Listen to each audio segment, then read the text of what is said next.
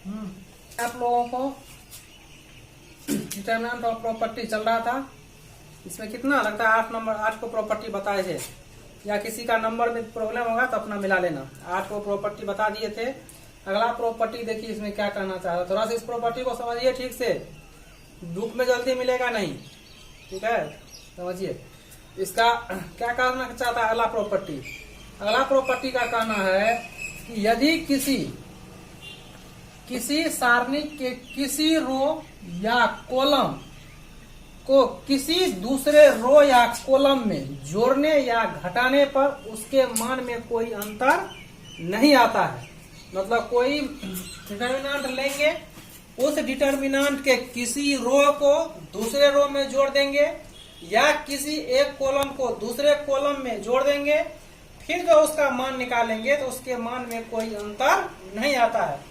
For example देखिए, हम देखते हैं कि a बराबर कोई डिटर्मिनेंट लिए, इसका देखिए इस तरह से वैल्यू निकाले, कितना आया 6। अब किस तरह से वैल्यू 6 आया, ये इतना क्वेश्चन बनवाए हैं हम, इतना कि लगता है कि आप घर पे नहीं भी पढ़िएगा कभी, फिर भी याद हो गया होगा कि इसका वैल्यू हम लोग 3 क्रॉस 3 का किस तरह से निकालते हैं। यदि किसी को इसका वैल्यू निकालने में प्रॉब्लम होगा तो कमेंट बॉक्स में जा करके कमेंट जरूर लिख कीजिएगा कि सर ये कैसे 6 निकला, इसका हम नहीं समझे, फिर से बताइएगा, ठीक है। तो जरूर इसको हम डिस्कस करेंगे, लेकिन हम उम्मीद करते हैं कि आप लोग को इतना बताए हैं कि ये 3 क्रॉस 3 का तो क्वेश्चन आपको लगता है देखते देखते हम ढेर सारे क्वेश्चन का आंसर हम निकाल सकते हैं।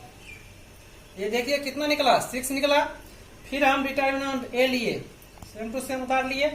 प्रॉपर्टी के अनुसार कहता है कि किसी रो को किसी रो में जोड़ने से, किसी रो को किसी से गुना के दूसरे में जोड़ने से क्या किए हम,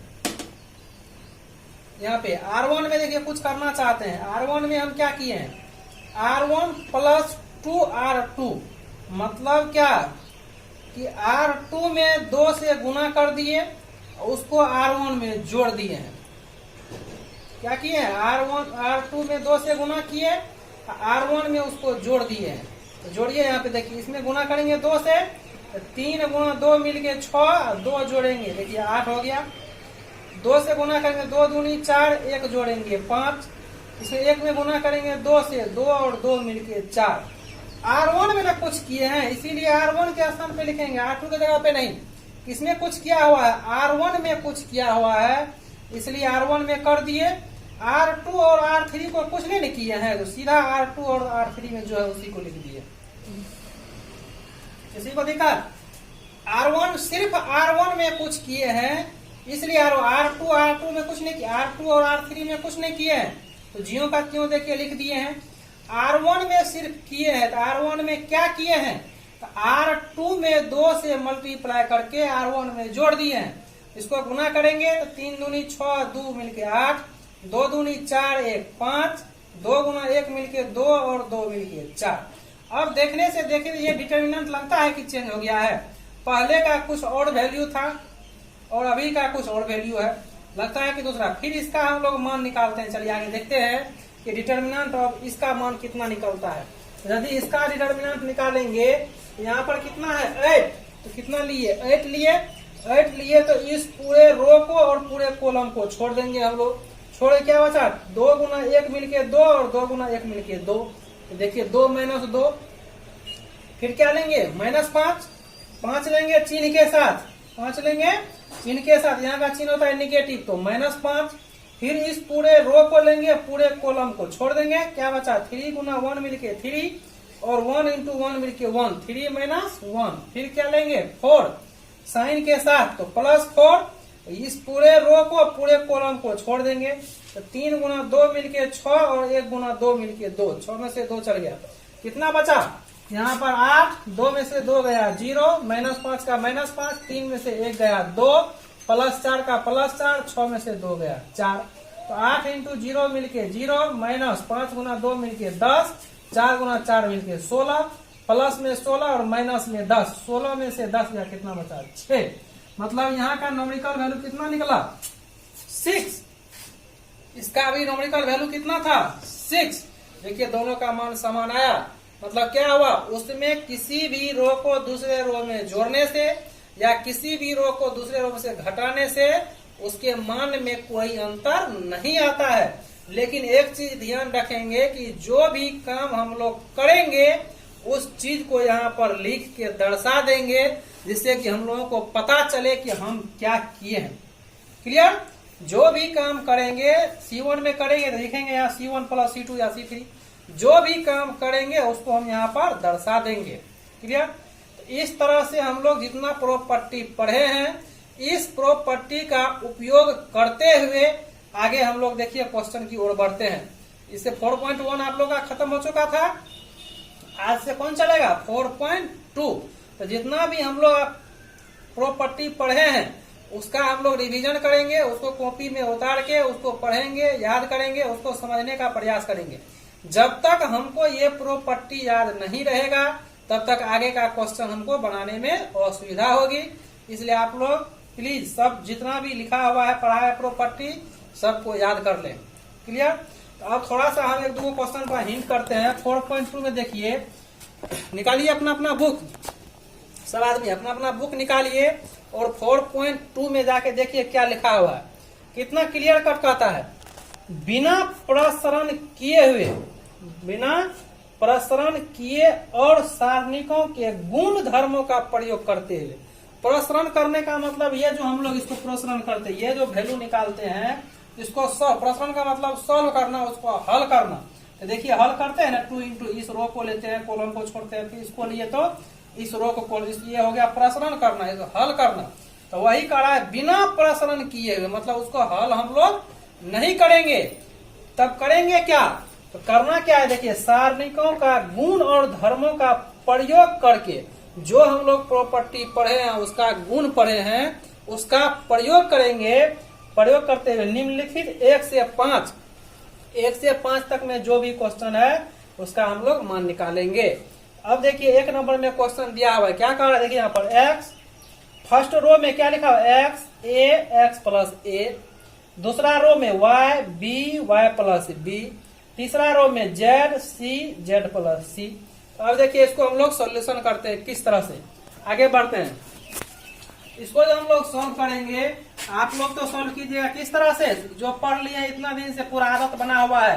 फर्स्ट एलिमेंट लेंगे, उस रो को, उस कॉलम को छोड़ेंगे, ये एलिमेंट लेंगे x, इस पूरे रो को, पूरे कॉलम को छोड़ेंगे, प्रिंसिपल रेगुलर माइनस सेकेंड। ये तो हो गया प्रसरण करना है, लेकिन बुक में तो कहता है कि प्रसरण नहीं करना है, प्रॉपर्टी का यूज करना है। तो अब देखिए हम लोग प्रॉपर्टी कैसे लगाते हैं। तो प्रॉपर्टी में देखिए हम क्या किए हैं, C1 में कुछ किए हैं, किसमें कुछ किए हैं, C1 में कुछ किए हैं। C1 में क्या किए हैं, तो C1 प्लस C2, C1 का मतलब पहला कॉलम, C2 का मतलब दूसरा कॉलम। तो पहला कॉलम और दूसरा कॉलम को जोड़ दिए। तो अब जोड़ के लिखेंगे कहाँ, C1 के पास कि C2 के पास, तो वो भी यहाँ पे लिखा हुआ है। किसमें कुछ किए हम, C1 में किए हैं, C2 में नहीं किए हैं, नहीं C1 में किए हैं। तो C1 के जगह पे जोड़ के लिख देंगे, दोनों को जोड़िए, x plus a y plus b z plus c, लिख दिए। C2 को कुछ नहीं किए हैं, जियो का त्यों उतार दिए। C3 को कुछ नहीं किए हैं, जियो का त्यों उतार दिए। अब यहाँ पर देखिए हम आपको प्रॉपर्टी बताए थे कि यदि किसी भी डिटर्मिनेंट के 2 गो रो या 2 गो कॉलम के प्रत्येक एलिमेंट समान हो तो उसका मान 0 होता है। याद आया? यदि नहीं याद आया तो थोड़ा सा आप कॉपी को पीछे उल्टाइए और पीछे के पेज पे देखिए लिखा हुआ है, यदि किसी भी डिटर्मिनेंट और के 2 रो या 2 कॉलम समान होते हैं तो उसका मान 0 होता है। इसका देखिए फर्स्ट कॉलम और थर्ड कॉलम दोनों क्या है, समान है, इसलिए इसका मान क्या हो जाएगा, 0। दैट इज मीन्स C1 बराबर C3, इसलिए इसका मान कितना हो गया, 0। LHS में कितना था, LHS 0 निकला, प्रूफ हो गया। क्लियर? इस तरह से दूसरा और तीसरा क्वेश्चन में हम थोड़ा सा हिंट कर देते हैं आप लोग को। तो 1 से लेके 6 तक बनेगा, 7 तक, ठीक है। तो कल आप लोग 1 से लेके 7 तक बना के आइएगा क्लास में, जो भी होगा। यदि किसी को प्रॉब्लम हो तो कमेंट बॉक्स में जाके लिखेंगे कि सर इस क्वेश्चन नंबर में हमको प्रॉब्लम है। अभी 1-2 और हम हिंट कर देते हैं, तब आगे कल की क्लास चलेगी। इसमें देखिए आगे क्या है, 2 नंबर में दिया हुआ है a minus B, b minus C, c minus A, b minus C लिखा हुआ है। इसको कहता है प्रूफ करने के लिए क्या लाना है, 0। इसको जीरो लाने के लिए हिंट में हम देखिए दे दिए क्या करना है। C1 में बोले हैं, C1 में C1 plus C2 plus C3, मतलब तीनों को क्या करना है, जोड़ देना है। तीनों को जब जोड़ेंगे C1 में, यहाँ A देखिए प्लस में, यहाँ A माइनस में कट जाएगा, यहाँ B माइनस में, यहाँ B प्लस में कट जाएगा, यहाँ C माइनस में C प्लस में कट जाएगा। कट के बचेगा क्या, एलिमेंट यहाँ पे 0। इसको भी इसी तरह से जोड़ेंगे, यहाँ भी क्या मिलेगा 0।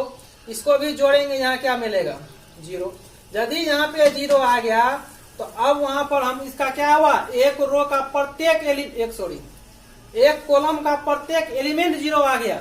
वो भी प्रॉपर्टी में लिखा हुआ है कि यदि किसी डिटर्मिनेंट के कोई एक रो या कोई एक कॉलम के प्रत्येक एलिमेंट शून्य हो तो उसका मान क्या होता है, शून्य होता है।